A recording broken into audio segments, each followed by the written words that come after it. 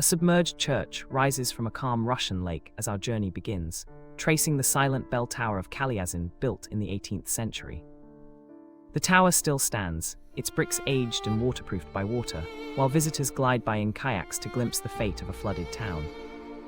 Locals claim the bells ring at dusk without anyone present, a mystery that echoes through the reeds and fog. This enduring relic becomes a powerful reminder of memory etched into place and the debate over preserving such echoes. Subscribing unlocks more hidden corners where history refuses to stay buried.